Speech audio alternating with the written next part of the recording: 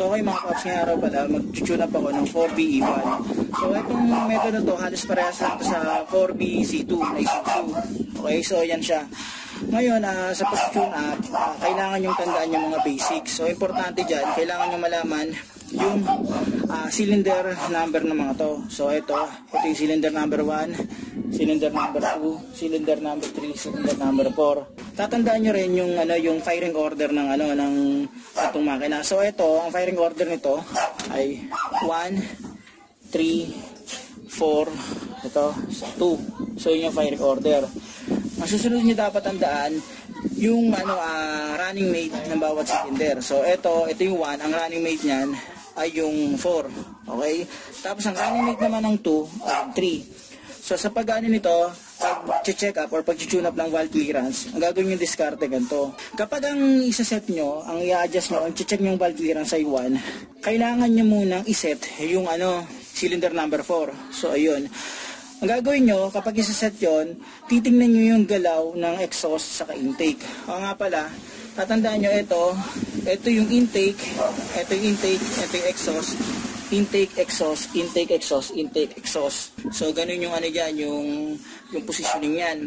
Ngayon, ang gagawin nyo, kapag mag-adjust kayo ng valve clearance itong 1, ang titingnan yung movement ay yung running mate niya. Yung running mate niya ay yung number 4. So ganyan yan, ito yung intake, ito yung intake saka exhaust. So ang gagawin nyo, titingnan nyo yon yung number 4, iikot nyo yung pulley. Kapag ikot nyo ng pulley, gagalaw yan. Kapag patapos na yung exhaust, di ba yan, bababa yung exhaust, tas tataas. Kapag pagtapos na yung exhaust, mabababa na yung intake. So pag start ng pagbaba ng intake, tigil na kayo.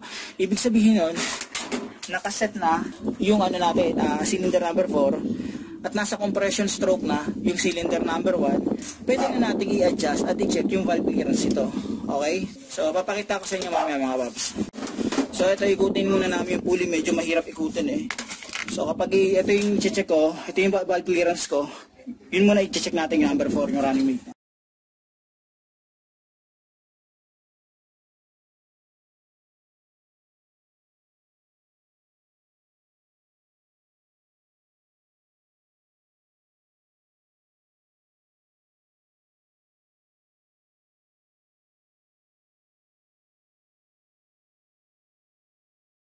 So ayan, set ko na to. So yung tapos ng exhaust, magi-start na yung intake. Intake, exhaust, intake, exhaust, intake, exhaust, intake, exhaust. So tapos ng exhaust, yung intake niya magsisimula pa lang, tumigil na ako. Naset ko na yung number 4. So yung running mate niyan, eto, yung i-check ko yung adjustment.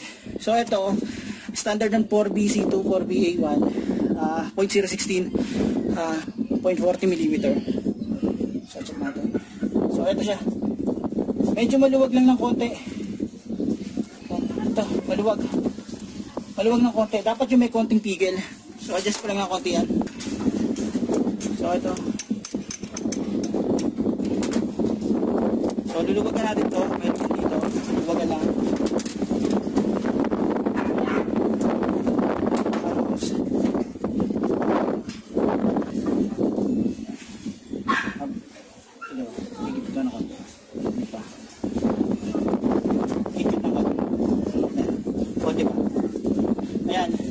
So mararamdaman nyo na parang may pumipigil na. Pag yan, okay na yan.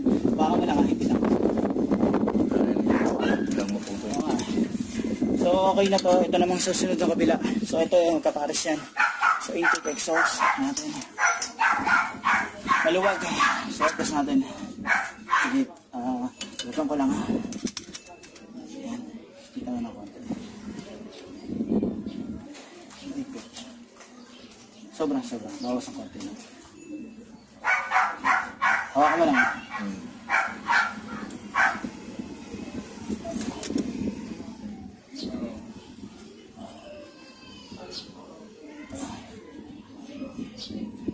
Tapos sobra. Luwag ng konti. Ipit. Sobra. Luwag. Hawakan mo lang ha.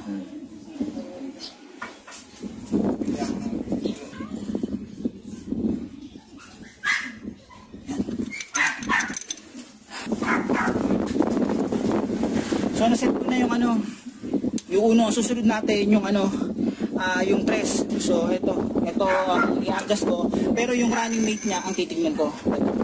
Okay? Okay. 1, 2. Sige, sige.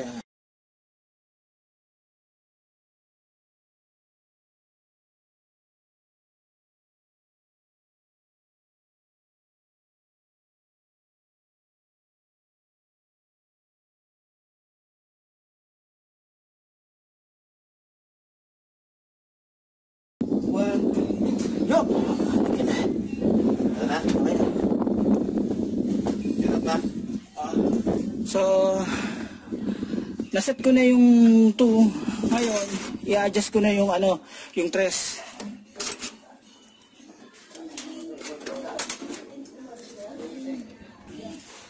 Ano ba unahin mo? Ayan, no? Ayun o, sobrang labo. So, adjust natin.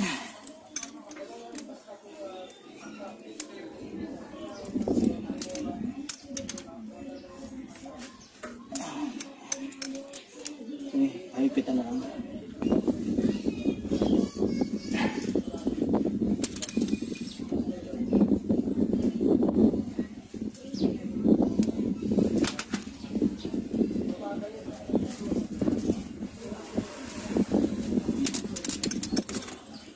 Sunod isa.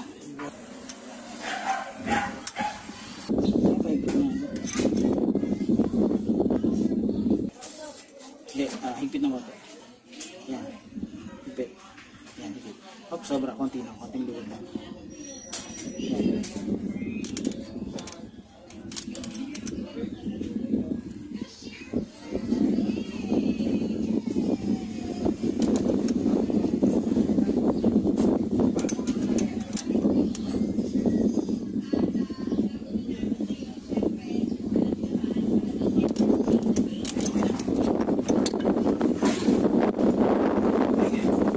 So, tapos na ako sa ano, sa 3. So, susunod yan yung ano, firing order to yung 4.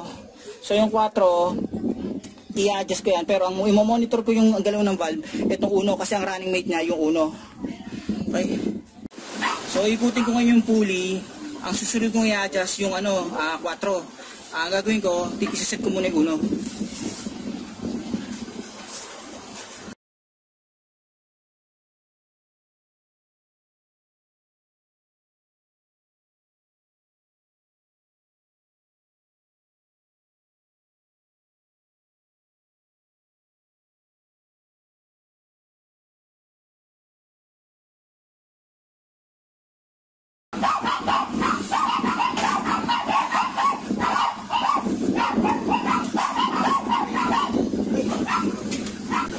So, naset ko na yung 1. Check ko na yung 4. Okay? Adjust ko na yung ano, 4. Check natin to. Maluwag. Maluwag.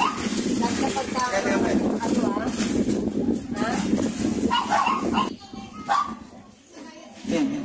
Sige ba?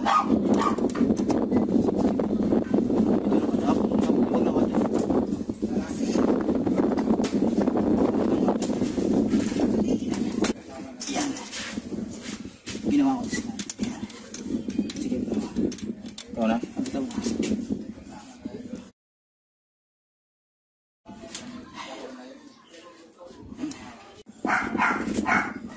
Salamat. Baka mo lang dyan Oo. Sige, kita mo muna. Ano naman Ayos na?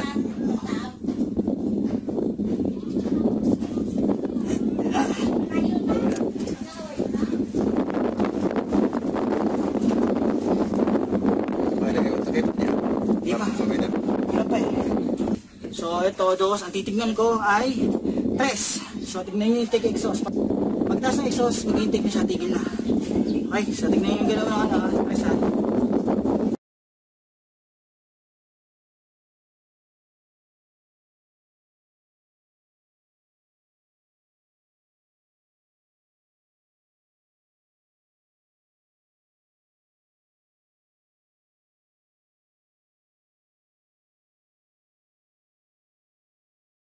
Ikot ulit. Hindi na. 1, 2, Off, off. Okay. wala na yan.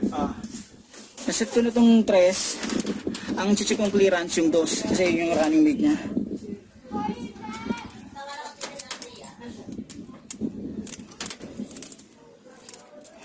So maluwag to. Maluwag to matik. Ito ano ko para makapagod ko. Luwagan ko. Higpit.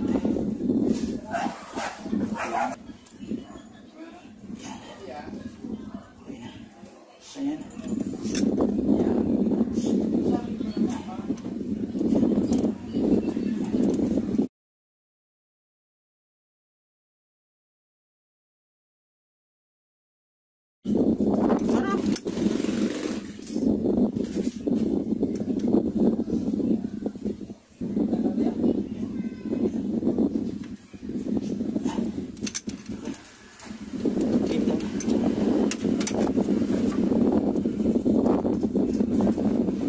Ito wala na ito. Nakabog. Oo. So ayan, natapos ko nang i-adjust yung valve clearance ito, yung pinaka-tune up nito. So 0.016 tapos 40 mm para sa 4BE1, 4BC2. Okay.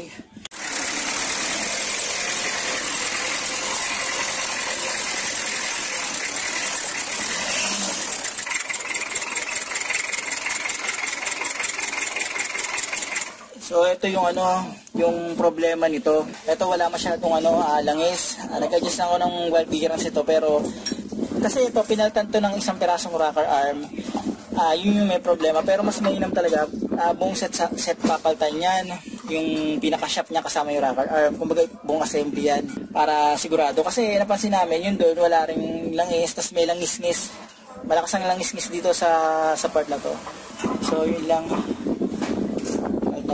In-adjust ko lang yung valve clearance ito para lang kahit paano magamit lang samantala pero mas mainam talaga ang paltan niya. Sibling bumalik kasi tumaas yung tumaas yung gap ng clearance. Yan. Kaya mas mainam ang paltan. Ito, pasin namin talaga ito. Kita nyo naman dito may langis. So yun lang mga babs. Maraming salamat sa inyo.